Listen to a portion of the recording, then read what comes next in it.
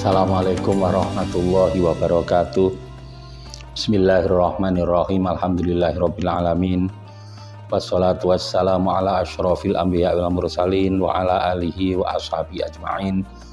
Rabbi shrah li sadri wa yassir li amri wahlul 'uqdatam min lisani yafqahu qawli. Ashabul fadilah wal karamah, para alim, para ulama yang selalu kami hormati, kami taati.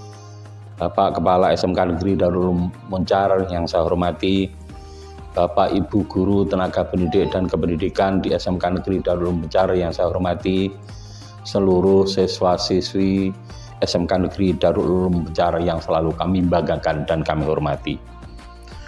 Dalam kesempatan ini, saya akan menyampaikan tema tentang istiqomah dalam kebaikan.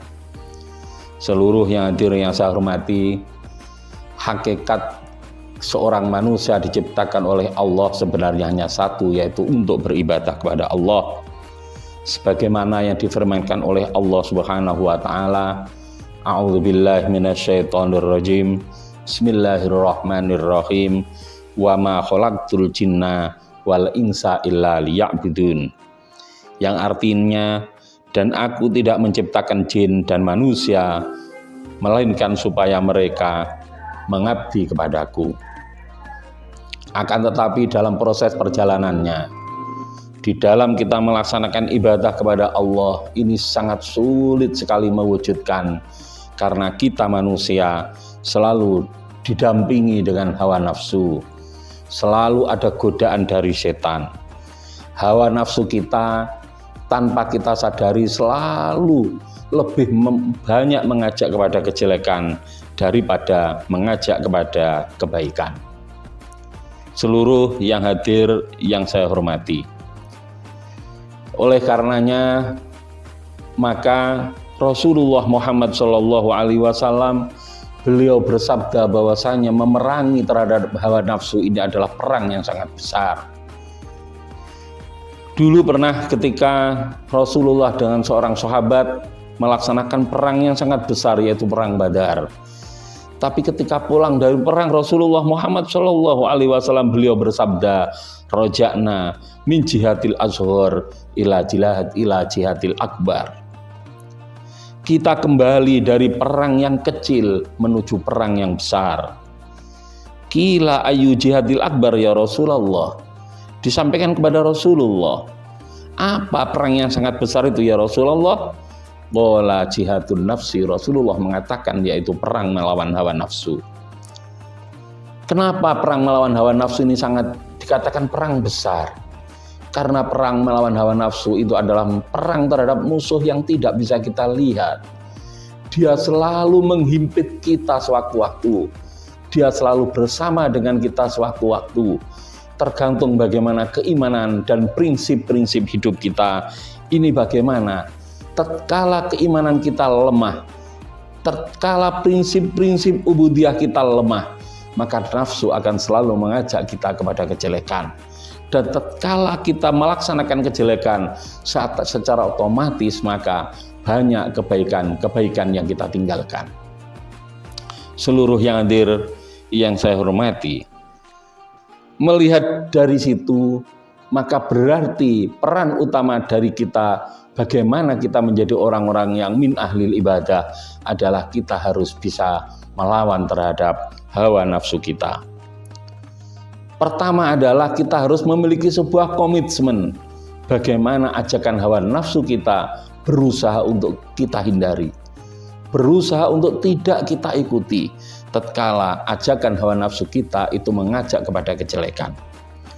Sebagaimana yang difirmankan oleh Allah Subhanahu wa taala, Bismillahirrahmanirrahim. Wala tattabi'il hawa fayudhillaka an sabilillah. Innal ladzina yadhilluna an sabilillah lahum adzabun syadid bima nasu yaumal hisab. Dan janganlah kamu mengikuti hawa nafsu, karena ia akan menyesatkan kamu dari jalan Allah. Sesungguhnya orang-orang yang sesat dari jalan Allah akan mendapatkan azab yang berat karena mereka melupakan terhadap hari perhitungan. Seluruh yang hadir yang saya hormati, Dari ayat ini memberikan sebuah gambaran bahwasanya tatkala kita ingin menjadi orang yang selalu mudah, ringan di dalam melaksanakan kebaikan, tatkala kita ingin menjadi orang yang bisa menjadi golongan di dalam ayat Al-Quran yang tadi, wa ma khalaqtul jinna wal insa illa liya'budun, kita menjadi orang yang selalu berorientasi kepada ibadah, maka pertama yang harus kita lakukan adalah kita jangan pernah mengikuti terhadap ajakan hawa nafsu, tatkala ajakan hawa nafsu itu akan mengajak kepada kejelekan. Seluruh yang hadir yang saya hormati, ada seorang ulama yang mengibaratkan bahwasanya hawa nafsu itu seperti anak kecil. Tatkala kita biarkan, tatkala selalu kita ikuti, maka sama dengan anak kecil yang sedang menyusu kepada ibunya. Maka sampai dewasa dia akan tetap menuntut untuk menyusu. Dia tidak sadar bahwasanya menyusu itu memalukan. Akan tetapi tatkala itu kita tegas, bagaimana anak kecil ini berusaha kita pisahkan, kita sape dari ibunya, maka dia bisa akan tersape. Seluruh hadirin yang saya hormati, melihat dari sini sama dengan hawa nafsu kita. Tatkala seluruh ajakan hawa nafsu ini kita ikuti, kita lakukan, maka dia akan selalu mengajak kita untuk melakukan kejelekan tanpa melihat waktu, tanpa melihat usia, yang sebenarnya itu memalukan bagi kita. Sebagaimana apa yang diucapkan oleh seorang ulama, bismillahirrahmanirrahim, wan nafsu katifli intuh milhu syabba ala hubbir rodoi wa intaftimhu yang fatin. Artinya nafsu itu seperti anak kecil. Jika kita biarkan menyusu sampai dewasa, maka dia akan tetap menyusu sampai dewasa. Tapi kalau kita sapi, maka akan tersapi. Seluruh yang hadir yang saya hormati, usaha kita yang pertama adalah bagaimana kita berusaha untuk menghindari ajakan hawa nafsu terhadap melakukan kejelekan. Secara otomatis kita harus melakukan kebalikannya, yaitu selalu berusaha untuk melakukan kebaikan. Sebagaimana hadis yang diriwayatkan dari Abu Hurairah yang berbunyi bismillahirrahmanirrahim, an Abi Hurairah radhiyallahu taala anhu, anna Rasulullah sallallahu alaihi wasallam aqol badiru bil a'mali sholihah fasatakunu fitanun kaqita'il laili al mudlim yasbihur rajulu mu'mina wa yamsi kafiran wa yamsi mu'minan wa yasbihu kafiran yabi'udinahu bi ardin minad dunya. Yang artinya hadis diriwayatkan dari Abu Hurairah radhiyallahu taala an, beliau berkata, sesungguhnya Rasulullah Muhammad sallallahu alaihi wasallam bersabda, bersegeralah kamu dengan melakukan amal-amal soleh, karena hari ini banyak sekali fitnah-fitnah seperti bongkahan-bongkahan di malam hari yang gelap gulita. Banyak orang laki-laki yang di pagi hari dia mukmin, sore menjadi kafir. Banyak orang laki-laki sore dalam keadaan mukmin, pagi dia kafir. Semua itu dia menjual agamanya karena harta dunia. Dari hadis ini memberikan sebuah gambaran bahwasanya kita melaksanakan perintah Allah menjadi orang yang beribadah ini tidak mudah, sulit sekali. Lebih-lebih hari ini kita merasa bahwasanya skala himpitan hidup ini banyak yang menuntut adanya uang, harta benda yang lain, dan kemewahan-kemewahan yang lain.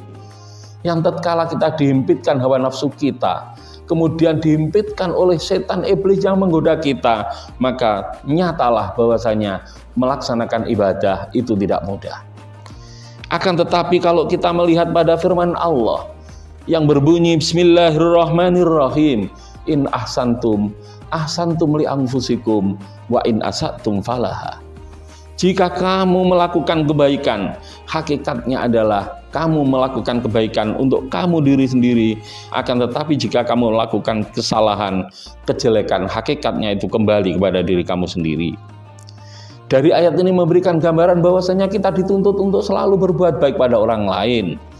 Kita selalu dituntut untuk menghindari hal-hal yang menjelekkan, merugikan pada orang lain, karena itu akan merugikan pada diri sendiri. Oleh karenanya, sekali lagi saya ingatkan, kita selalu digoda oleh iblis sebagaimana di dalam firman Allah, Bismillahirrahmanirrahim. Qala rabbi bima aghwaytani la uzayyina lahum fil ardi wa la ughwiyannahum ajmain illa ibadaka minhumul mukhlasin. Iblis berkata, ya Tuhanku, oleh sebab engkau telah memutuskan bahwa aku sesat, pasti aku akan menjadikan mereka memandang baik perbuatan maksiat di muka bumi, dan pasti aku akan menyesatkan mereka semuanya kecuali hamba-hamba engkau yang mukhlis di antara mereka. Dari ayat ini memberikan gambaran bahwasanya iblis tidak akan pernah lelah, iblis tidak akan pernah berhenti menggoda kita. Kuncinya hanya satu, kita harus menanamkan rasa keikhlasan kita di dalam beribadah, keikhlasan kita di dalam melakukan kebaikan, yakin balasan dari Allah itu adalah yang terbaik dan memiliki nilai yang sangat besar. Seluruhnya hadirin yang saya hormati, mudah-mudahan dengan tausiah sekedar ini kita oleh Allah dijadikan orang-orang yang senantiasa ringan, mudah di dalam melaksanakan ibadah kepada Allah Subhanahu wa taala, sehingga kita menjadi orang-orang yang husnul khotimah dan min ahlil jannah. Amin ya rabbal alamin. Wa afumukum ihdinas shiratal mustaqim. Assalamualaikum warahmatullahi wabarakatuh.